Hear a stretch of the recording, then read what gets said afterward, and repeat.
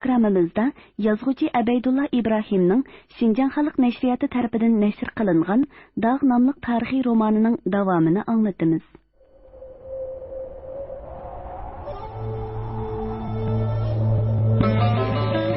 Bir düşman yurtinglarga yupurilib kelib etibdi. Padişahlarni xabardor qilinglar. Fuqarolarga aytinglar, ketishinglar, bir umr dag'da qolasizlar. Faqir Xotan diyarining oliy hukmroni Yaqubbay oliylarining yaqin quli Niyoz Hokimbeydirman. Ko'zini o'yganning ko'zini o'y, tishini to'kkanning tishini to'k. Qisasga kelganda ota-ona bo'lsa-mu oyoq o'ltirma. O'zini katlarni tepib, minsni chuvatmasam, oy Muhammad degan itimni yo'tib bitaman. Manjolar toza hadidan eshibdi. Badavlat oliylardek katta podshohga o'zini chaqlay olmay shiltin otqini nemisi u kuffarlarni. Ömrü vayat hech kimga ishonmadim. Hamma odamdan gumonlandim. Mana endi otliq muhabbatimdan gumonlanib turibsan.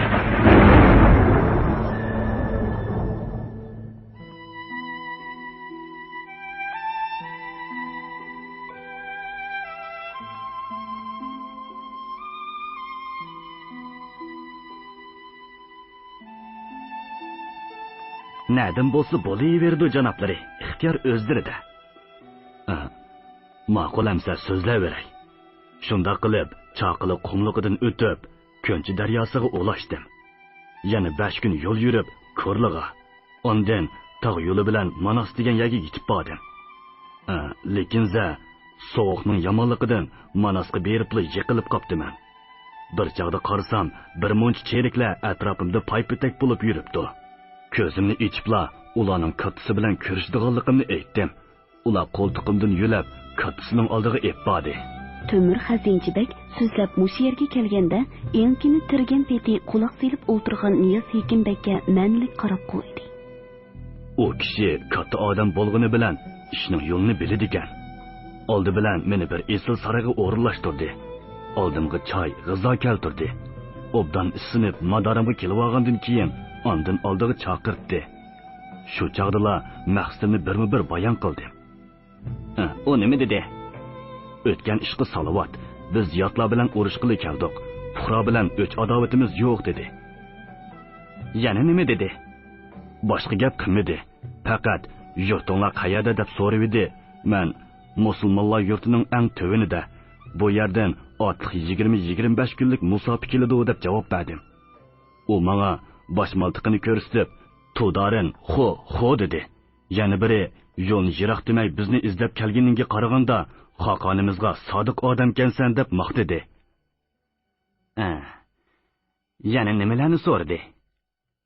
Ularning kattasi yana bizning tilimizni shundoq obdan so'zlaydi ekansan, "Nadin o'rganding?" deb so'rdi. Men dadam Alchirbek u yerga farg'onaliklar yetib borguncha sulolimizning amrini tutib hokimbek bo'lgan. Bu tilni shu chog'da o'rganib olgan. Keyin o'zimmi Oqsuvda ishik og'isi mansibida bo'ldim. Xon Ombol bilan orlashib yurib, texmi pish qildim deb javob berdim. Mundaq desizlar. Manjularning kattasi bilan obdali chiqishib qopdiligi. Ularga o'zlarini mening avatkinim to'g'riliq eg'iz ochmadilarmi? Eg'iz ochmay qolamdigan, albatta eg'iz ochdim. Amisi nima dedilar? Nima deydim? Meni Xotan Hokimbegi Niyoz Hekimbek oldilariga avatdi dedim. U Niyoz Hekimbek degan kim? Nima ish qiladigan odam deb so'rdi. Men Hokimbek degandan Hokimbekda u janoblari ilgirki zamonlarda Yakan degan yerda ishik og'isi bo'lgan. Farg'onaliklar kelganda Yaqubbek bilan birga Yakanni, Xotanni fatih qilib 10 necha yildan beri yurt so'rayotdi.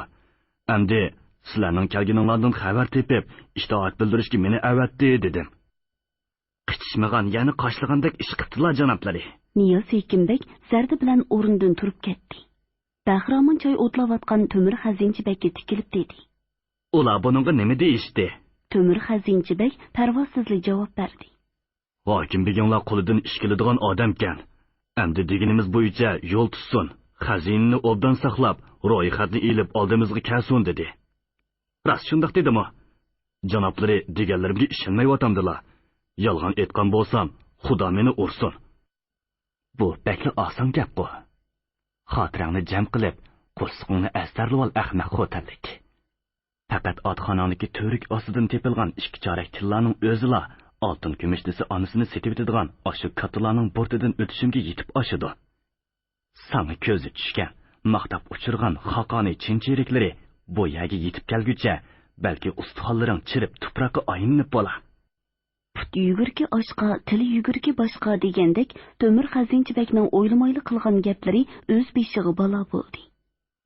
Manju kattasining ziyofatida qandoq yayrab, qandoq kerilib ketganini tuz ko'ngil Temur Xazinchibekning o'z og'zidan anglagan Niyoz Hekimbek uni yana bir hazo ko'ldirlatdi. Oyoqlariga hech oyanmay yo'lqish qo'yiverdi. Temur Xazinchibek ko'rgan anglaganlari bilan toza maqtinib, odatda o'zini ko'zga ilib ketmaydigan takabbur Hokimbekni hayron qoldirmoqchi bo'ldi-mu? Yoki xotanni bu tosh yurak Hokimbekning zulmidan qutuldira oladi deb hisoblagan Manjularning kelayotganidan ko'ngli ko'tarilib qolganmi? Aytavur, qo'rsqidagi gapning sirning hammasini bir yo'lini to'kib tashladi. Aslida Temur Xazinchibekni elchilikka avatishda Niyoz Hekimbekning yana boshqa ko'zliginimi bor edi. Shunga u uning qarisi yo'qolgan hamon otboqir sherib shaytonni oldiga chaqirtib keldida, o'yli oromni yov tunguzdek tilg'ab bo'lsa-mu, yoshirilgan oltinni tepib kelishga qistadi. Uzoq yillik ko'ztishiga asosan sherib shayton gumon qilganligi yerning hammasini qezib chiqdi. Va oxir uni to'rik tektidan tepib elib, toqatsizlanib turgan Niyoz Hekimbekka ma'lum qildi. Bo'lg'iliq bo'ldi. Temur Xazinchibekning endi nima keraki? deb o'ylagan Niyoz Hekimbek u qaytib kelgan hamon uning xotirasida mavjud bo'lganligi sirlarning hammasini to'ydirmayli sug'urib oldi.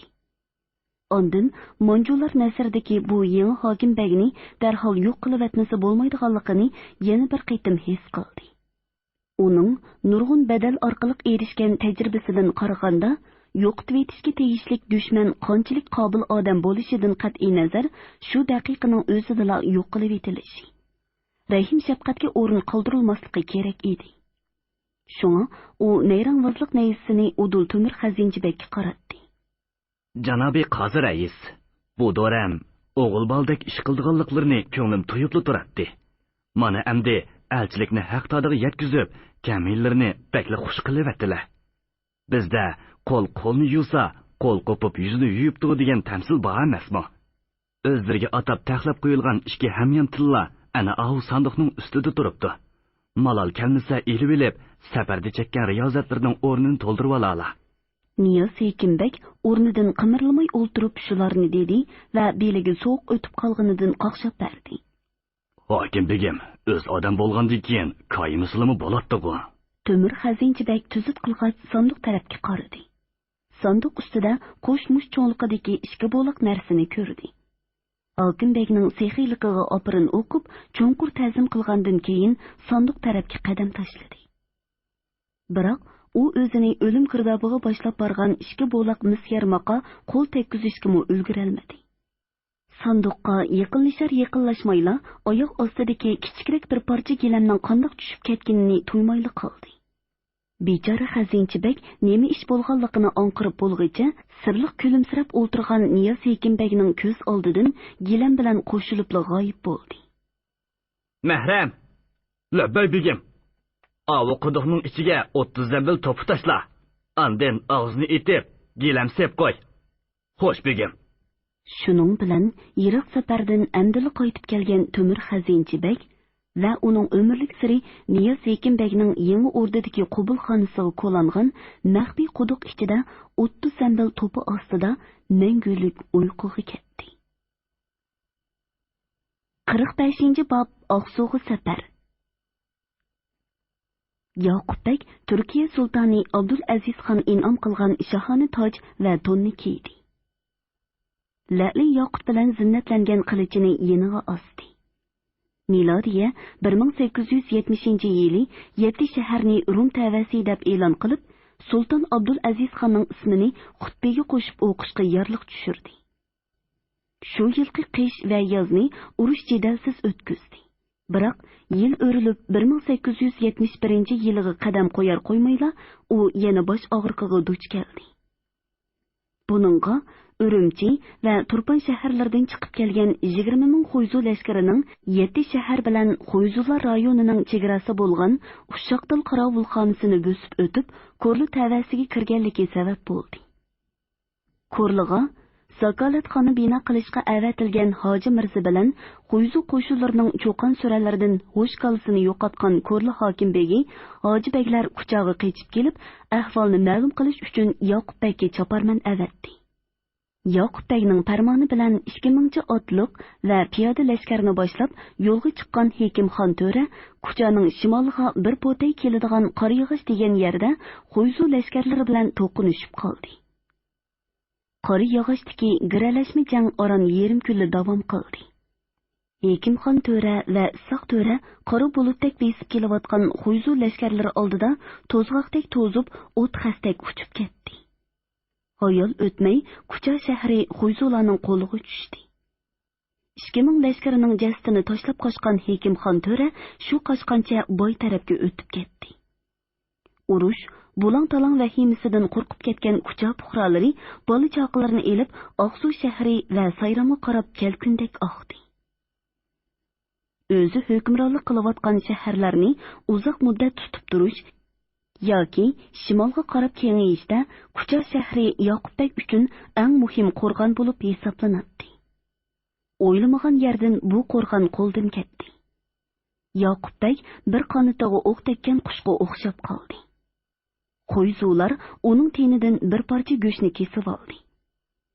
Bu yurtlarga qadam bosgandan beri o'ziga tap tortmay qirs qilishga petingan bu ko'rang dushman Yoqubbekning o'g'isini qo'yintivatdi va uni tinch o'zidan tortib chiqarib Oqsuvga kelishga majbur qildi.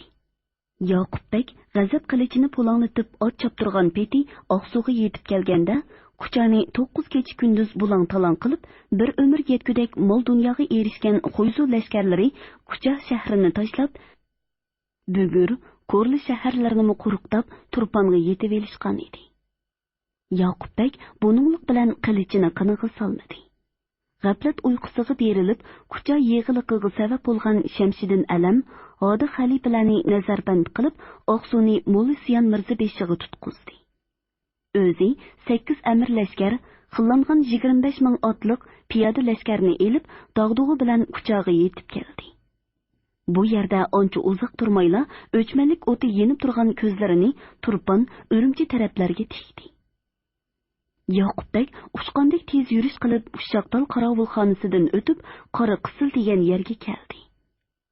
Umarqul lashkar beshini Oyg'ir buloq yo'li bilan, Abdulla lashkar beshini Yilonliq yo'li bilan To'qsunga avatdi. Bu ikki lashkar beshi To'qsun Xo'yzularining ustidan tushdi. Ular yarim kunga yetmagan fursatda urchab qilib, Xo'yzu lashkarlari tutib turgan To'qsun shahrini osonlik qo'lga kirgizdi.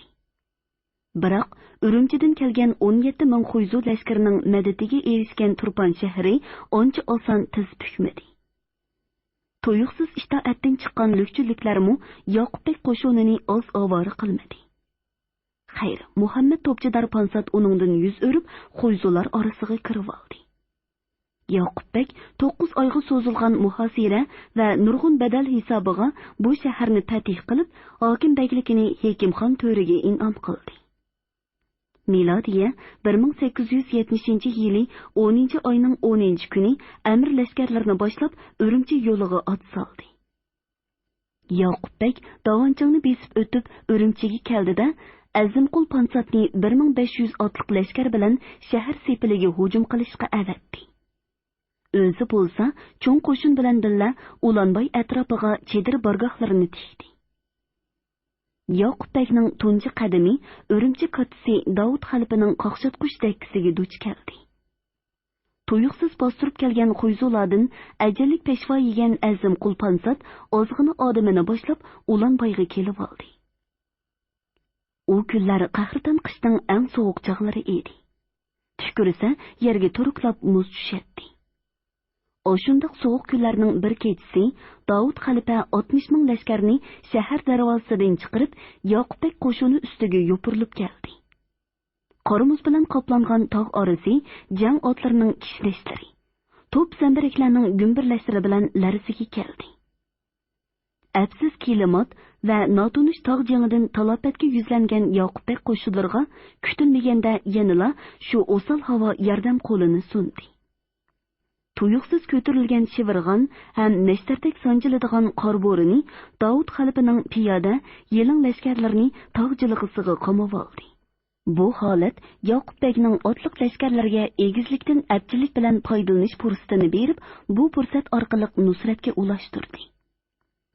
Yoqubbek 3 oy vaqt sarf qilib, Urumchiga tava Uşaq shaharlarining hammasini o'ziga qaratdi. Davud xalqiga omonlik berib, etining beshini kayniga burdi. Qori shahar Ko'rlulada yana 3 oy turdi. 1872-yili kuzga yaqin Oqsuga kelib, Farg'ona xon ordasi taqlidida yasalgan yangi o'rdaga kelib tushdi. Bu yerda yana 9 oy turib, itoatdan yenib olgan Urumchiliklarni Hekimxon To'ra Umar Quldodxohning lashkarlari orqali yana bir qitim jimiqtirdi. Cho'ng kichik dushmanlari yo'q qilinib, ko'ngli tingandan keyinla Qashqarga yenib keldi.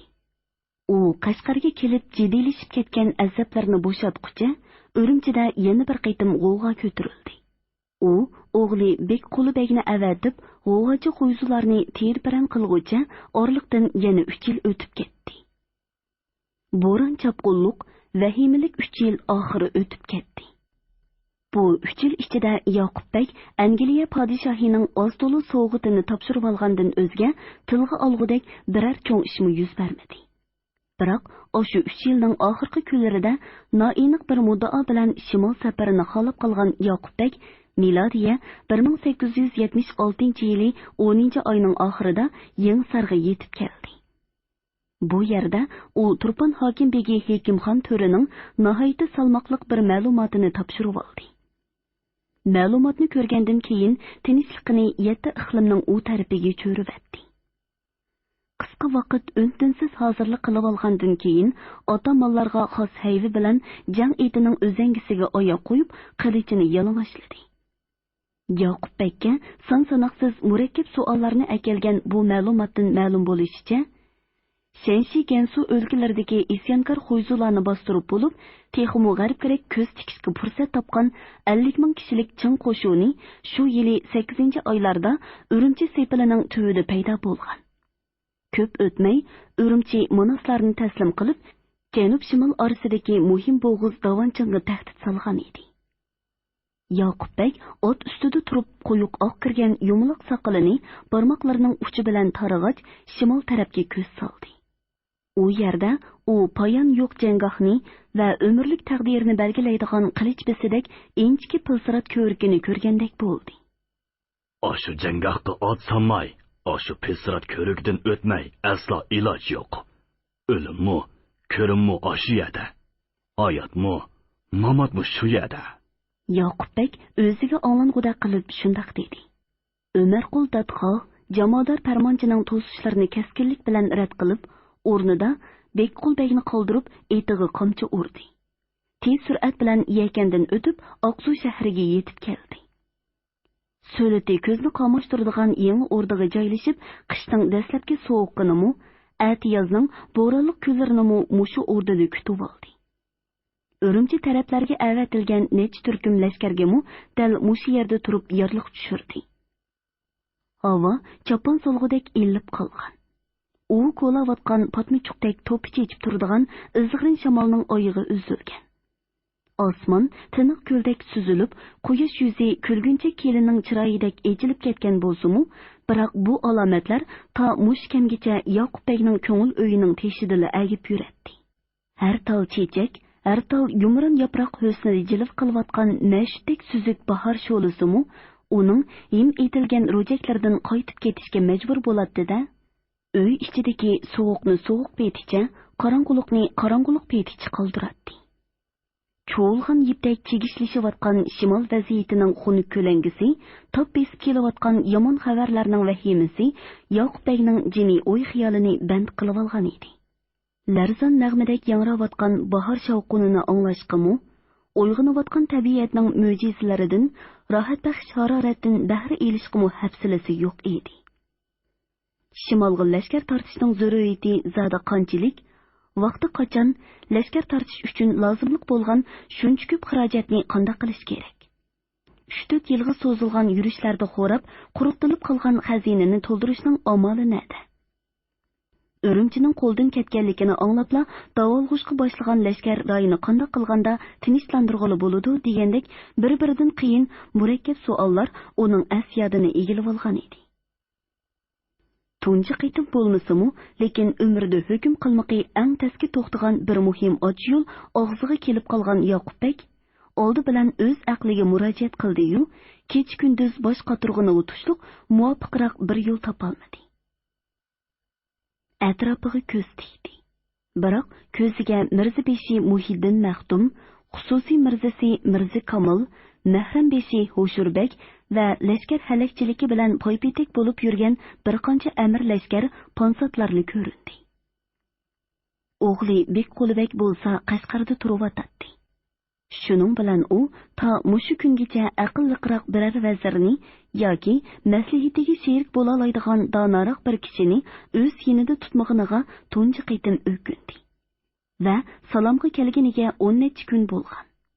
Qubulini kutib turayotgan Niyaz Hekimbekni birdili yodiga keltirdi. To'xtab tur. Uningdan nima deb gumonlanaman? Agar cho'ng ixlosi va sadoqati bo'lmasa, Xotan daryosini bo'ylab shuncha riyozat chekib, yangi o'rnini muboraklashga oqsug'i kelarmidi? Kim uni bir aql ko'rsanmaydi debdi, dedi u o'z-o'ziga pichirlab. Muhammadim Mirzabeshi. Labbay oliylari. Niyoz Hekimbey janoblari nada turibdi ekan? Qovoq yinidagi karvonsaraga joylashtirib qo'yib edik oliylari. Shu yerda istiqomat qilgach, o'zlarining qubulni taqozolik bilan kutib turibdi. Kelgan tortiqlarni xatga oldinglarmi? Birini qoldirmay xatga oldik oliylari. Xos kepak oltinlar 9 chorak, 900 ajam tillosi texi buning sirtida. Bu oltinlarni hannima 9 tortiq bilan qo'shib, oliylarining xos xazinasiga soldik. Shundaqmi? Chopsam beringlar. U Hokimbekni huzurimga chillab kelinglar. Bosh ustiga oliylari. G'alati yeri shu ediki, Yoqubbek o'zi mansab bergan. 10 yillab og'ziga qaratgan Niyaz Hekimbekka nemishqidir ancha ishinib ketmaydi. Ishinay desam-u ishinolmaydi. Tashlab etay desa, uningdan tutamga chiqqudek biror evan topolmaydi. Bundaq evan ko'z oldida turganda qiladi-yu, ko'ziga ko'rinmaydi. Silab sepib yuribmi tutolmaydi. Ba'zida uning bilan ko'rishishni xolibmi qiladi. Lekin ko'rishgan hamon sababsizli bezor bo'lib, suhbatni qoq belidan uzibmi qo'yadi. Yuragining cho'ngur qiytida yillardan beri saqlanib kelayotgan. Gohida ko'klab, gohida yigilib turadigan kichikina bir gumon uruqila uni shunday qilishga majburlaydi. To'g'ri. U mayli Farg'onada bo'lsin yoki bu shaharlarda bo'lsin, amal, mansab tamasida mol dunyo, jon saqlashning halakchiligida o'z qovmiga, do'st yoralariga, hatto ota-onasiga xiyonat qilgan kishilarni ko'p ko'rdi. Lekin u shunimi biladiki, bundaq yuzi qilin xiyonatkorlarla 1 yil, 2 yil, hatto uningdan qisqa vaqt ichida niqobini elib tashlab o'zini oshkorlamay qolmaydi. Ya ikkinchi bir xiyonat yo'liga mangadi, yoki bo'lmasa fursat tepib to'polondan to'g'ach o'g'irlaydi. Niyaz Hekimbekmi o'z qavmidan osh-tuz bergan dungdarindan, mansab bergan monjulardan bir kechida yuz o'rdi-yu, Hokimbeklikni qo'liga elibla bu qo'yni qayta takrorlamadi. Shu tariqada 1-2 yil emas, balki 10 necha yilni tinch o'tkazibdi. Bu o'y keyingi kunlarda Yoqubbekning ko'nglida bixlanib turgan gumon uruqini yana bir qitim yigiltibdi. Yoqubbek u haqiqiy niyatini 10 yillargacha yushira oladigan, fursat kutib, shuncha uzoq taqat saqlay oladigan qoldis odam bo'lib ketishi notoyin. Balki u o'z vaqtida o'z qavmidan, manjulardan azor yeb, shundoq yo'lga mangandi. Va balki qilgan yaxshiliklarining qadri o'tilib, mangchin ixlos qo'ygandi. Aqallisi itmundan bergan odamning qo'lini tishlamaydi-ku, deb o'yladi va ehtiyot tadbirlarini tamoman suslashtirdi. o'ktichi chiriliklarning arzini uning qo'liga tutqizib qo'ydi. Iltimosini qabul ko'rib, Mollaji Turobni amirlashkarlikka ulashtirdi. Biroq Niyoz Hekimbekning bu qitim o'z beshimchilik bilan Oqsuga kelishi Yoqubbekning pishay deb qolgan ko'michini yana ximiga yondiribdi. Uning yetib kelganini va qabul paytini kutib turganini ma'lum qilgan Salom og'isiga u bachchag'arni Oqsuga kim chillab keldi? Kim uningga bu yerga kel deb ijozat beribdi? Berib aytib qo'y, uni ko'ra ko'zim yo'q. deb varqirab etib dir-dir titrab ketdi. Niyoz Hekimbekning yaxshiligini ko'p ko'rgan Mirzibeshi, Salom og'isi deganlar o'z xo'jasining mijozida yaqindan beri keskin o'zgarishlar ko'rilib, terikkek, sapra bo'lib ketayotganini tuyib turg'achqimi, uning bu gaplarini Niyoz Hekimbekdan maxfiy tutdi. Olilarning xuypayli atugun o'ngshilib qolsa ajab emas, deb uni yana 10-20 kun kutib turishga da'vat qilishdi. Ular da'vat qilmasa-mu, Niyoz Hekimbek bu yerda kutib turishni bekmi xohlaydi. 10 kun, 20 kun emas, balki uningdan uzunroq turishni o'ylaydi. Uning toqati buningga yor beradi. Ammo u Yoqubbekning qabulini emas, O'shurbek bilan bir qancha qitim bosh qo'shib elishdi. Muhimi, Sherib shaytonning Guchun safaridan xetiga xat elib qaytib kelishini kutadi. Shundaqdimi, u omad qushining kimning beshida qaror tepishi oshkora bo'lguncha Yoqubbek bilan bo'lgan munosabatini yomonlashtirib qo'ya olmaydi. Yana bir tarafdan o'zining Oqsudan haydalib ketishidan qo'rqadi. Shu sababli u qovulgan ishning og'ziga so'ngak bilan ur degan tamsilni yodiga elib, yangi o'rdiga atab akelgan 9 qichirliq tortiqni Mirzabeshining yordami bilan Yoqubbekka ma'lum qildi. Ondan hodis bezalgan qubulxonaga izzat ikrom bilan chillab kelindi. Niyoz Hekimbek qatmuqat qarovullardan o'tib qubulxonaga kirib keldida, qubulxona o'tirsida ishga qarab turgan Yoqubbekni ko'ribla qo'lini ko'ksiga qo'ydi va beshini egib salom berdi. Assalomu alaykum olilari. Qimmatli qubullarga musharraf bo'lib, beshi osmonga taqashgan kamini qullari muborak tallariga sog'lik tilayman. Allah ömürlerini uzun, dünyalarını ziyoda qilg'ay, dedi u yerni so'ygidek egilib. Yoqubbek pagahda qo'l qo'yishtirib turgan Niyoz Hekimbekning uzundan uzunga so'zilgan salomini yaqinchilik bilan ilik oldi va gilamga o'tib yukinib o'ltirib olgandan keyin Niyoz Hekimbekka iltifot ko'rsatdi. Niyoz Hekimbek qo'ringan qiyofatda yiroqroq joydan o'rin elishga tamshilib edi. Yoqubbek uni o'z yeniga taklif qildi. U olqonlarini yerga tirab, polach bemordek surilganicha taklif qilingan yerga kelib, Fotihaga qo'l ko'tardi. Ordu mulozimlari ularning oldiga dasturxon soldi. O'lpitini tortinib qolmasin dedi-mu, Yoqubbek uni pat-pat xush etib turdi. Niyoz Hekimbek gurishlari chechilib turgan go'shtlik poloni tortinchoq ayollarnikidek nozik bir harakat bilan barmoqlarining uchida chimdib oladida, o'ymoqdek echilgan og'ziga pan bilan silib, tivish chiqarmay chaynaydi. Choy o'tlab etib, kim bilan hamdostxon bo'layotganini bilmoqchi bo'lgandek, beparvo g'izolanayotgan Yoqubbekka ko'zining quyruqi bilan qarab oladi. Yoqubbekning o'zini tanqishdek ko'rib, bunchalik mo'l dasturxonga daxil qilishini u o'zi bilgancha mulohiza qiladi. Ehtimol meni bilmaydi deb o'ylaydigansan. Lekin bilib turibdimanki, Manjulaning qarisini ko'ribla, podshohlik kibrimni tashlab, burun tuzukda qapoq ochmaydigan bir odamingga endi bu tariqa hashpash qilyapsan. Kechikkan bo'lsangmi, hali ham mehmon qilaver. Biroq vaqt soati kelsa, Niyoz Hekimbekning kuchliklariga toliq taqdirini bir tovoq osh, bir kalima chiroyli gap hisobiga ojizlarga bog'lab qo'ymaydigan odamligini obdan bilib qolasan. Niyoz Hekimbek shunday o'yladi. Bu o'ydan bexabar Yoqubbek dasturxonni yig'ishtirishga va dasturxonda birga o'ltirgan Mirzabeshini vaqtincha chiqib turishga buyurdi. Har ikki kishiga eg'ir kelgan birdamlik sukutdan keyin Yoqubbek avval gap tashdi. Hokim bey janoblari, bir muncha parokanda cherikning Toshqovoqdan chiqib, Urumchiga tavash shaharlarni tortib olganligidan xabarlari yo'q-ku deyman. Shundaqmi? So'rdi Yoqubbek o'ng'aysizlangan holda. Semiz yo'tillarini juplab, olqonlarini tiziga qo'yib o'ltirgan Niyoz Hekimbek hech nima anqira olmagandek qiyofatda og'zini ochib, ko'zlarini chekchaydi. Yoqub Beyning so'zi yana bir qitim takrorlangandan keyinla ondan cho'chib ketdi. Agar quliqim xato anglamagan bo'lsa, bundaq gapdan zinhor xabarsizman oliylari. Bu gap rostli bo'lsa, Manjula toza haddidan eshibdi. Badavlat oliylarda katta podshohga o'zini chog'lay olmay shilting o'tqini nemisi u kupparlarning.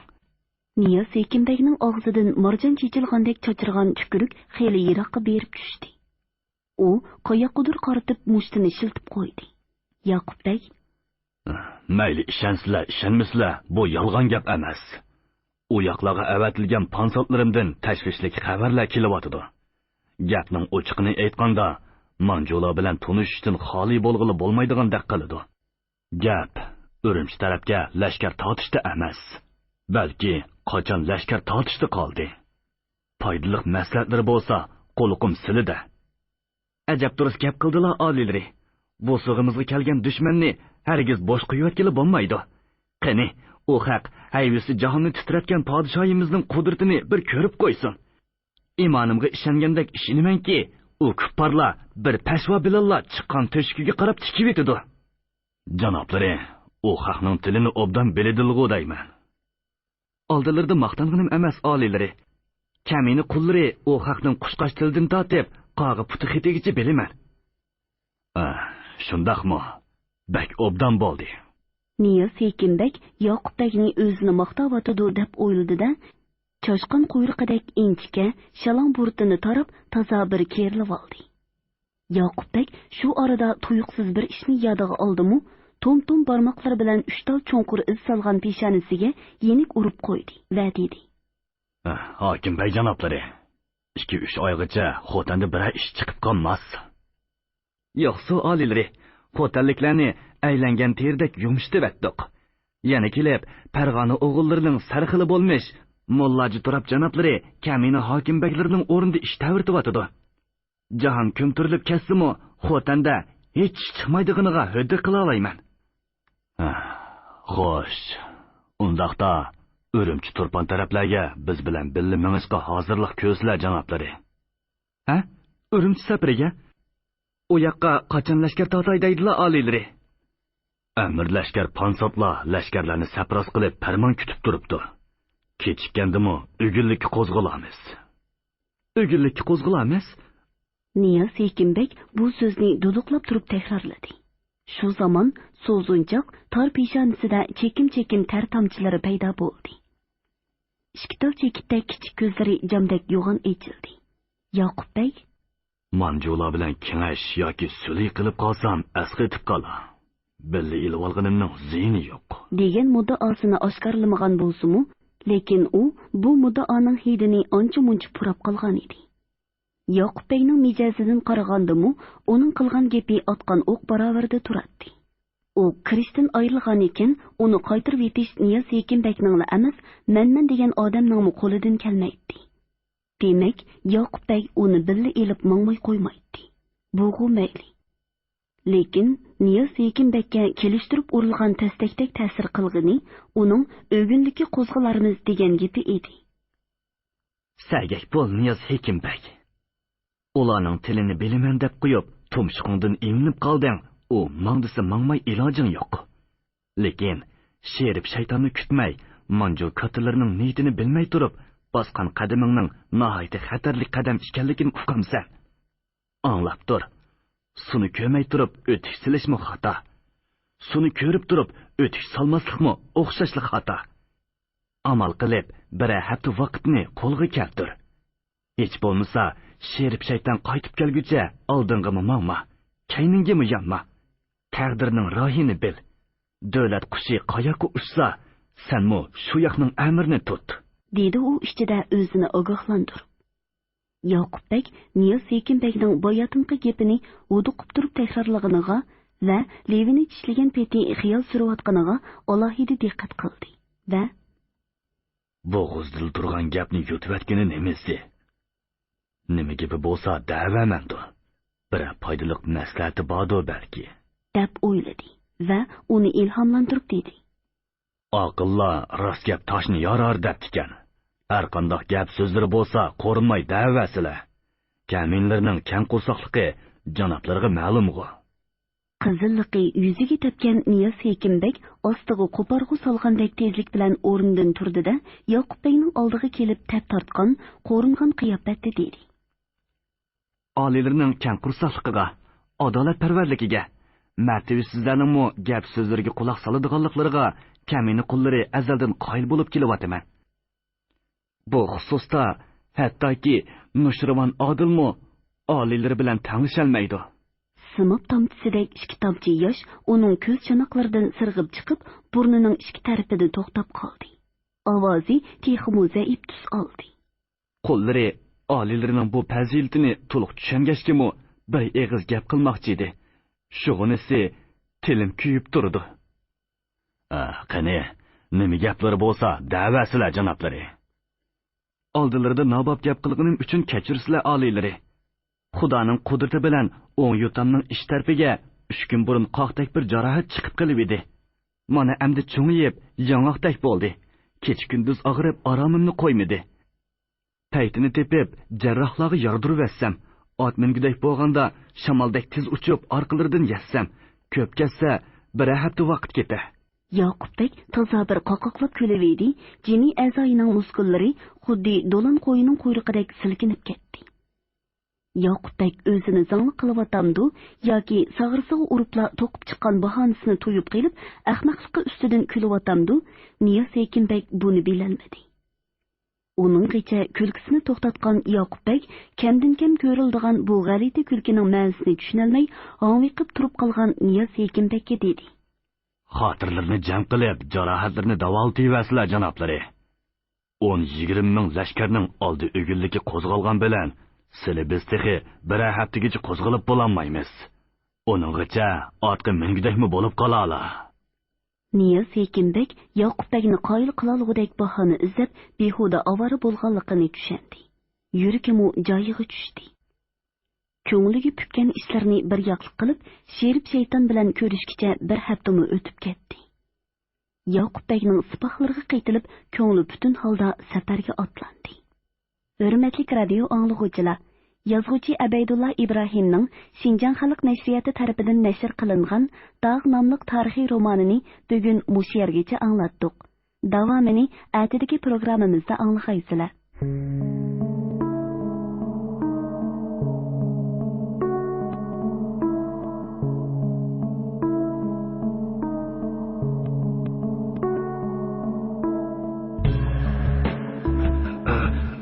Shoyim, o'shir to'sqirlik qildi. U jihod ko'zimizni bog'lab, 4 qirchiliq mol dunyoni chiqib ketibdi. To'ram, qora bosqandek ish bo'ldi. Podshoyim payg'ambarimizning sunnatiga amal qilib, Allohning dargohiga safar qildi. Bo'lg'iliq bo'ldi. Endi o'lganning kaynidan o'zgili bo'lmaydi. Qo'zanglar, osmonga chiqib ketsa topinidan, yerga kirib ketsa ko'konisdan tortib chiqaringlar u do'yizni.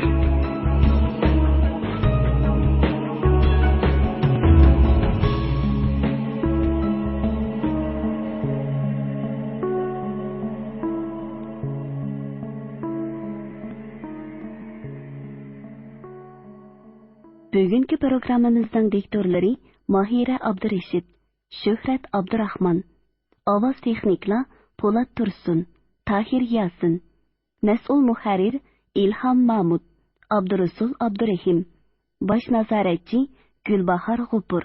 Bugungi adabiy anglatish programmamiz mush yerda oxirlashdi. Atidagi programmamizda ko'rishgacha omon bo'lg'aysizlar. Xayr xush.